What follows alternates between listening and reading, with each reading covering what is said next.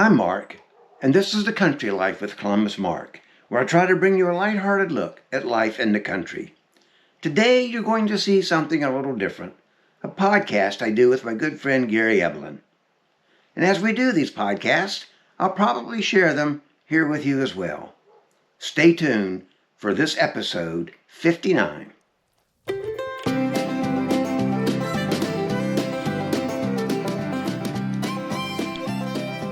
All right, folks, it's another episode of the Gary and Mark Show, and I'm Gary. And I am Mark. And we are coming to you, we're live, but we're not live, right? Something like that. Something like that. It's been a while since we've had a recording. Since July. Exactly. And so it's good to be back. Yes, it is. And, it's been busy. You've added another member of the family. Another granddaughter. 3 granddaughters now. That's right. And this one's named is Riley June. And she's just a few 4 months. 4 months. RJ. She was here early this morning. Okay. Yeah. And you do your share, you and Barbara, of babysitting. Yeah, we do. Monday through Friday or Monday through Thursday? No. Right now, they kind of pop in, and then if Jess's husband is on business during the week, in the evening we'll pop over just to watch so she can go take a shower. She's got a 3-year-old and a 4-month-old. So. And then, my son, that's a 2-year-old granddaughter. She is spending like Wednesdays and Thursdays and Fridays here. But starting next semester, it'll be Wednesday and Thursday. We're taking our Fridays back. I think you should. Yeah. That's a big commitment. Well, 3 small children. I tell you, it's anyone who wants to have a workout program in the Peloton, the membership to the Y, it's all wrapped into grandchildren. Follow them around. I bet you do. I bet you. But it's fun, right? It better be, because it's exhausting. Yes, it is. It's fun. So what time did it get picked up in the afternoon?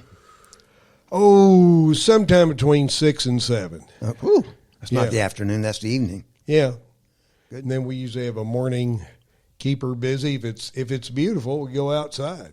And the playground at Jackson Park is great. Gets a lot of use. And it's fall. Yeah. And it has been beautiful. It has been. Too dry, yeah, and drought conditions. And I did learn, some folks don't use the word Indian anymore. I mean, what I think of Indian summer. But another term I've recently learned is second summer. Okay. I like that term. Yeah. I like that. Yeah. Well, it's fall. Yeah. And a week or so ago, I had dinner with some friends, and one of them, Dan Cameron, said, I've got you some of my sorghum. Yeah. Because we had mentioned years ago, that shows you this podcast has been around longer than people think. Right. Not as long as we have been around, but pretty long. We're in season 5, actually. Okay. And we had mentioned about sorghum made you feel like fall or something like that. Yeah. And I mentioned I knew this guy, Dan, who actually raised his own sorghum, the cane, and did all the work. He cut it, friends cut it. Even one guy, I think, rode around on a lawnmower to... Yeah, it used to be, in the old days, you'd have a little animal. Well, he has horses. I'm not sure if he's ever used those, or mules. Yeah. He's got all kinds of animals. He's walk in a circle and crush the cane. Yep. And my friend Jerry Brindle, who I worked with at Diamond Brand, actually remembered as a kid you go in and have to kind of pull stuff out while while your mule or whatever is going in a circle. Yeah. Yeah, I think they went for the lawnmower. I think he finally had a friend John would drive it around, I think he said. But then I think they actually got a little motorized version of something, but I think it's not working at the moment. But he remembered that episode, and he was coming to dinner. I hadn't seen him in decades, really. And guess what he brought us? Yeah, and we're pointing at it. We're pointing to it right here. And we're going to have some here shortly. We are. Stuck on Cane. I think that's the name of his farm or his sorghum operation. And tell us, you were saying people call it molasses, but it's... But molasses comes from sugar cane, and sorghum cane is a different creature.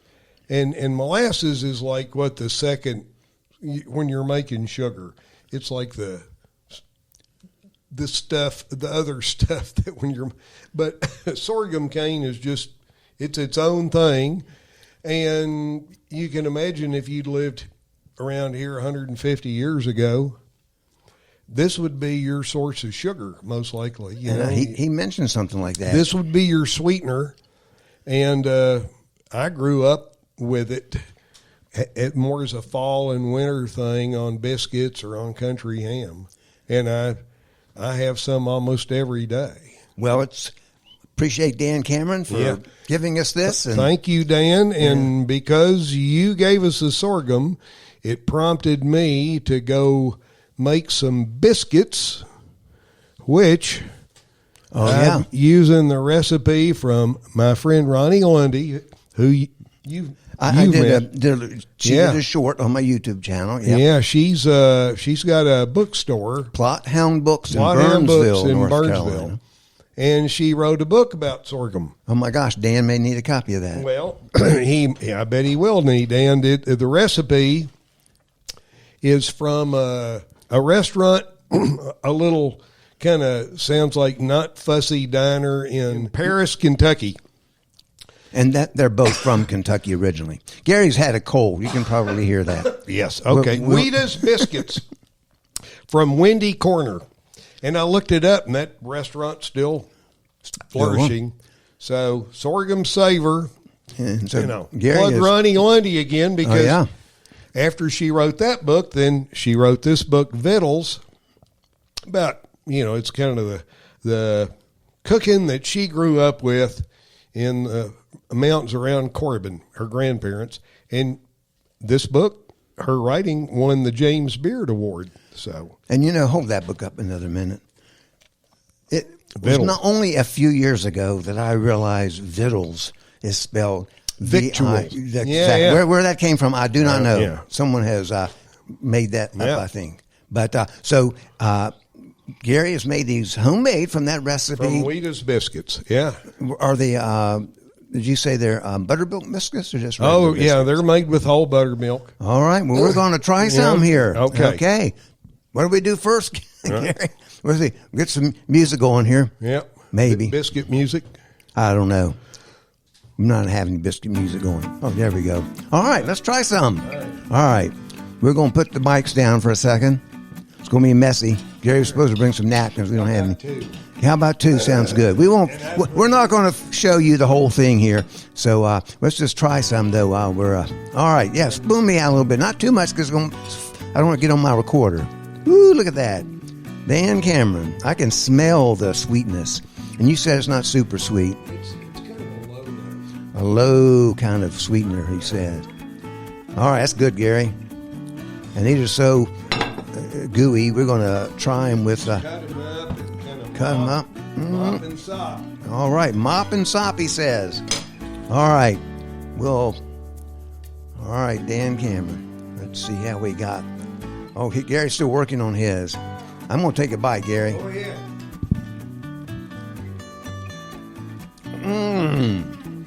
Woo.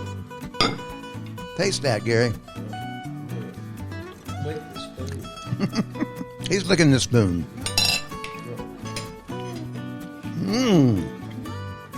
So, if you're listening to us via the audio podcast, you're missing what this looks like. But they're nice little biscuits, half-inch tall. Gary made them.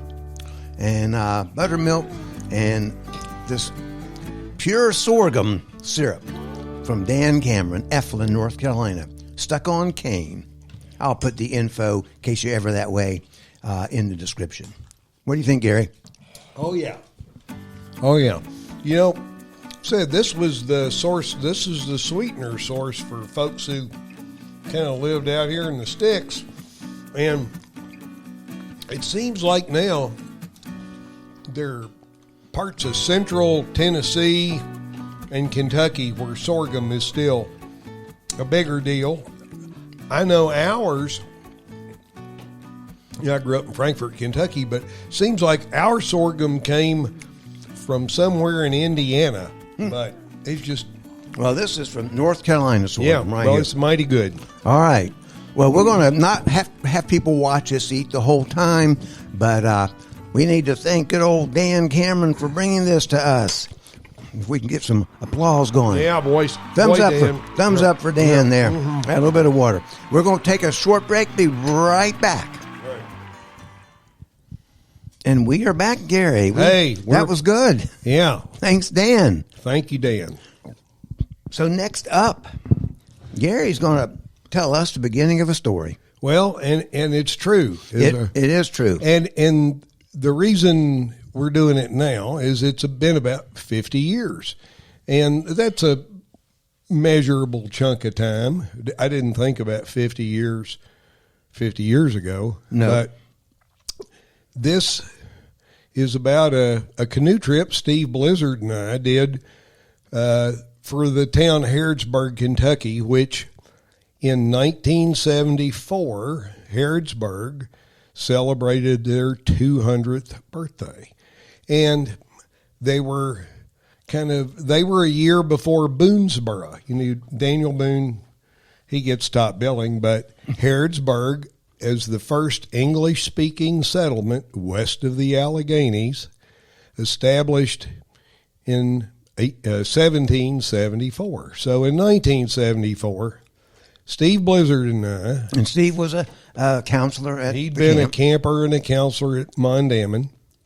And the two of us, it was not a super historically accurate reenactment, but the two of us paddled a canoe about 300 miles down the Ohio and then 100 miles up the Kentucky. And we had some relighted deerskin jacket. Most of our buckskins were kind of faux buckskins, but we carried flintlock rifles, and we would stop along the way and give a talk about Harrodsburg. And in some places we were welcomed, and most places, there were a few places where communication hadn't been good, and they weren't sure who we were. You know, a couple of guys setting off these rifles out in the middle of the river. And Ohio tell us River. about those rifles you had. Well, 45 caliber flintlock rifles, replicas, made in Italy of the kind of flintlock rifles that the frontiersmen carried back then. But to get back on how this actually started, I believe it was a fall day in 1973, and I'm at the Rainbow Laundry. I remember that place. Not far from here, which is now the headquarters for a plumbing company. But, I was doing my laundry, bored, looked for something to read, and there's a little Ford Times magazine. I don't know if you remember Ford Times. I do. Mm-hmm. And there's an article about a fella from North Wilkesboro, Ivy Moore. Ivy Moore had been, I think, a furniture executive, and he was already retired by this time, but he would dress up in full-on buckskins and lead the Daniel Boone wagon train. And I don't know how many years. I think that went for decades. Goodness. Some around there. I mean, folks covered wagons going on back roads, but trying to reenact Daniel Boone's path towards Kentucky. And I think from reading that, I thought, well, let me try and get in touch with him. And in the 70s, you could send a letter to someone, put general delivery. I put Ivy Moore, general delivery, North Wilkesboro. And he would get it. And he got it. Well, him being a retired guy at the time, like we are now, he jumped right on it and like, hey, why don't you come visit? I got a letter. So I went over and visited Ivy Moore one second summer afternoon, probably in November, and he took me around showing me where one of Boone's farms had been. And we talked about pretty much what it must have been like back when Daniel Boone lived in that area. Of course, he'd come down from Pennsylvania. Anyway, so I'm home, I guess, in December. I'd gone back my parents' house to for Christmas. And my dad had said, well, I told him I wanted to find out more about Boone's route into Kentucky, and he suggested I go to the Kentucky Historical Society and talk to Colonel George Chin. And I'm going to suggest to our viewers, if you want to find an interesting character, go Google George M. Chin. Chin? 2 N's. 2 N. He had a colorful career. He's known in military circles. He was a weapons expert and invented some kind of a grenade launcher. And he was also had expertise on machine guns. But he, in his college days at Center College, he was on the 1921 team that beat Harvard at football. That's impressive. I know. That later he was a bodyguard for when Happy Chandler was governor in the 30s. And then in the 40s, World War II, he's going to join the Marines, and Happy Chandler says, you're too old and too fat. Well, he did join. How old was he then? Well, he was in his 40s. Oh, my gosh. Yeah. And, by the time I met him, he was the kind of the titular head of the Kentucky Historical Society, had an office in the old armory. And the armory is perched on this limestone cliff, overlooks the Kentucky River. It's a beautiful spot. So I go in, he's very welcoming. Come on over and sit down, young man. Sit down with Colonel Chin. And I say, Colonel Chin, I want to know, I'm trying to collect more information on Daniel Boone's path into Kentucky. And he looks at me and he says, well, that's fine, but you know what you're going to do this year? You're going to reenact Colonel Harrod's route to Kentucky because it's going to be 200 years. And I'm like, huh? And he said, yeah, Colonel Harrod started at Old Fort Redstone on the Monongahela. They paddle down, to where it meets the forks of the Ohio, and then they come all the way down the Ohio River. And then when they got to the mouth of Kentucky, they paddled up the Kentucky all the way to this little spot, which is now known as Oregon. And there they walked inland for 10 or 12 miles, and that's where they settled back then Harrod's town. He said Colonel Harrod had probably 20, 30 men. I'm like nodding. And he goes, oh, that's what you need to do this summer. And these are no small rivers, meaning width and, speed. And I'm just, okay, well, that's very interesting. Thank you for giving me that information. It was nice meeting you. And, I go back home and don't really think much about it. And then tell Dad about our visit. And I get this phone call in February or March. It's from a woman who works for an advertising agency in Lexington, Kentucky. And she says, we talked to Colonel Chin. Okay. And because we wanted some people to reenact Colonel Harrod's route to Kentucky. And Colonel Chin mentioned that you had 20 men outfitted and ready to go. And Colonel Chin had been drinking something. I don't know if he really told her that thing, or did she make that up just to see what the response would be. But I said, did you even have one man at that time? I said, what I have, I don't have anybody. And I said, maybe I could find another person who would be willing to do this. But I said, we really don't have, that entire trip was like 700 miles. Wow. I said, I really don't have time for that. Maybe we could start on down on the Ohio and paddle a portion and then go up to Kentucky. Which is still hundreds of miles, right? Yeah, still 400 miles. Oh. And she said, well, that's fine. That's fine. If you can get one person. And so was she going to sponsor you or something? Well, that was that they were going to be, they would handle the expenses. Wow. Okay. So, so I called Steve Blizzard and I said, Steve, how you feel about spending 3 weeks in a canoe? We'll be in kind of dressed up, sort of buckskins, be following Colonel Harrod's route down the Ohio and up to Kentucky. And it's so... He was from Ohio, wasn't he? He was he was at University of Virginia, finishing up his freshman year at UVA. Okay. And it fit in with his getting out of school, I think, and the arrival date in Harrodsburg, and then he would have to go right back to summer school. But I gave him kind of you want to go do this. We'll camp along the way.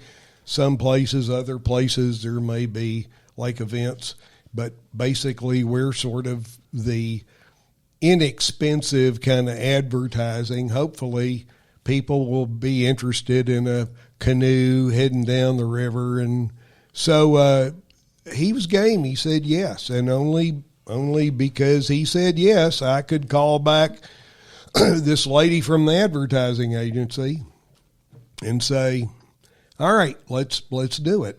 And so that was how the thing got hatched. So whose canoe did you use? One from camp, or did they give you one? It's actually someone. No, they didn't know. Are you kidding? They would. If you recall, I think you were at Mondamin when Jim Stacy. Oh yeah. Well, Jim Stacy had an outdoor program, I think called Sage, at right. Lexington, and he had an 18-foot aluminum canoe, and he was okay. I mean, with us spray painting it, which is, I mean, the hunt for a vessel, that took some time, because at first the advertising agency said, well, we're going to fly you up to Chicago, to Ralph Freeze, to the Chicagoland Canoe Base, because he built the models for the reenactment of the Marquette Joliet. Oh, my goodness. So they fly me to Chicago, and I'm looking. Oh, wow. And, I mean, these are these beautifully constructed replicas, I'm sure cost thousands of dollars. Well, we didn't have that kind of a budget. And well, you didn't, that lady did. Huh? That lady did. The advert, yeah. She just worked for Richard Newman and Associates. Okay, you remember the name. I do. Out of Chicago. They and it was very interesting looking at these replicas there in Chicago of these beautiful boats. And, of course, what Colonel Harrod and his men had used were cut down big poplar trees and dig them out. Well, that's not going to happen. We knew that wasn't going to happen. I was not sure at that point how we would find a vessel. But interesting thing, on the next day when I'm getting ready to fly back, front page news was newspaper heiress kidnapped. Oh. Patty Hearst. Uh-huh. Well, that actually pops up later on the canoe trip, but that's for another episode. Okay. But anyway, that was the beginning, and then it was hunt for the vessel, and then, figure out our route and how long you could paddle each day. And I mean, you're going downhill at first. I mean, downstream first. On the Ohio. So how fast? Well, roughly, I remember Chief, Frank Bell, telling us you can walk faster than you can paddle. But it would depend. I mean, the Ohio is such a big river that sometimes, and we're basically heading west, and the prevailing winds were out of the west. So sometimes you would actually use the wind to ferry you across to the lee side so you wouldn't have to fight the wind. But, the Ohio was pretty easy. And I forget, I've got the charts here, how many dams we locked through. Oh, my gosh. But, I mean, the advertising agency, the fella that worked for them, Jim Montoya, who has since passed away, and I'm sorry, I'd love to talk to him, because he was the advance man that went talked to the Army Corps of Engineers, that talked all the towns we were going to go through, that tried to line up if there was newspaper, radio, or TV. He was the guy that went and set all that up. And did some of that work, or were you always yes, too late or too soon? No, we were, I would say, almost all the time it worked. The time it didn't work was when we're out in front of this boat dock on the Ohio, and I would say mostly it was gentlemen out that afternoon in May, and I think they'd been having a few cocktails. Mm-hmm. And what we found, these rifles, if you don't put a ball in the end, if you just put powder, you can load that barrel half full of powder, and you set that thing off, and this sheet of flame plus the noise, well, we set that off about 100 yards from the dock to let them know we're coming. And then what we saw was like people running the other way, the other way. And so, I'm sure they thought the Symbionese Liberation Army, we might not have Patty Hearst, but the Symbionese Liberation Army was coming. So there were a few times we were met at boat docks by sheriffs, but most of the time it was a welcoming crew.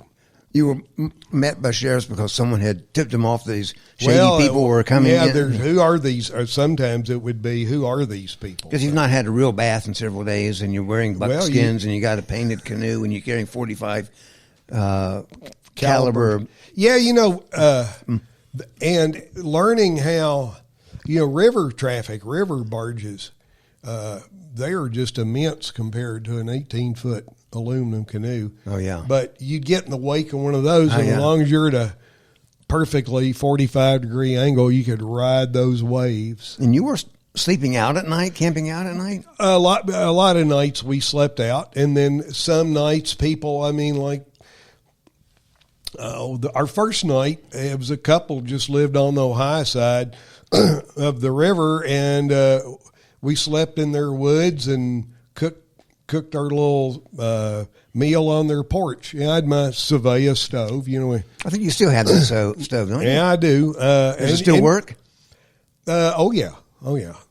We sleep in hammocks, little net hammocks. Mm-hmm. And then some nights it'd be you'd bump into some retired couple who had a very opulent camper. Come stay in our camper. Boom. Wow. Yeah. Wow, I wouldn't be so generous. Yeah. And then, once the Kentucky was a chore paddling upstream for 100 miles. And when we hit it, it was at flood stage.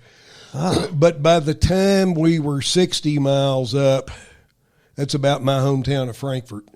And it was nice to spend one night in my bed at home. And there's no cell phone, so you couldn't tell anybody you were on the way. So you just had to show up and your folks Yeah. No cell phones back then. And amazingly, when I was driving over here, I said, you didn't have cell phones. They're not going to have a camera in that boat, in this canoe. There won't even be any record of this. And you've got an entire scrapbook of pictures. I've got a scrapbook, thanks to my mother, made this scrapbook. And I'll get some pictures of that, and we'll put it on the video portion so people can see that. And so this coming May, June, Harrodsburg is going to hit 250. And you've been trying to find out if they're going to have a big ceremony. Well, I'd like to find out if there's just one day that would be a good day. It'd be fun to show up. I think you should go up there with your buckskins on. And I don't have them anymore. Well, yeah, Barbara can make you some. I still have the key to the fort, which of course, on the day we landed at Landing Run, then they put us on flatbed trailers and hauled us into town. Your canoe too, you mean? Yeah, and then it was a bunch of, like the local, Ruritan Club from Salvisa. They all were dressed up too. And so we all proceed to march to the fort. And it pretends like, my key opens. And then bingo, that began their 30-day celebration. Cool. Is that fort like a historic site? So you can still go? It's a reconstructed. Right, but it's there as It's been there. I think I first saw it when I was 10. I thought it was state cool. Historic site or something. Yeah. Harrodsburg, Kentucky. A nice little town. Well, you know what? This has been fascinating, and it's far from complete, your story. Yeah. So I think we're going to do this in chapters or episodes. I would love to. And we'll let you pick out what we talk about each time. But so we want listeners to stay tuned. Stay tuned, listeners. And Gary has a million stories, and we've told some of them, of course, on the podcast. That's been fun. And I love hearing all his stories over and over and over again. So I'm thinking you and I should go up there in May, take my RV. Well, I've thought about that. And I've thought about that. That would be fun. Yeah. And we could call it a covered wagon or something like that. Yeah, well, Gary, we're going to wrap this up. Okay, Mark. And, it's been too long. It's great. Been too long. I'm going to do it. We're not going to wait 4 months till the next one. No, we're not. If anybody wants to support us, you can find us at GaryandMark.com on the internet. We accept money. We do. Any amount. Any we could amount. use some, what do you call them, those things? Sponsors. Been so long. Yeah. We had some, but they've been with us 4 or 5 years. We're starting over again. So Yeah. you could be a sponsor. You could. This afternoon, GaryandMark.com. $5 makes you a sponsor. Yeah. $10 you own the show, or something like that. Or $10 can be the director. $30 you own the show. Yeah. All right. Anything else, Gary? I think that's enough for now, It's been Mark. a good episode. Yeah. All right. So I'm Mark. I'm Gary. And we'll look forward to the next time.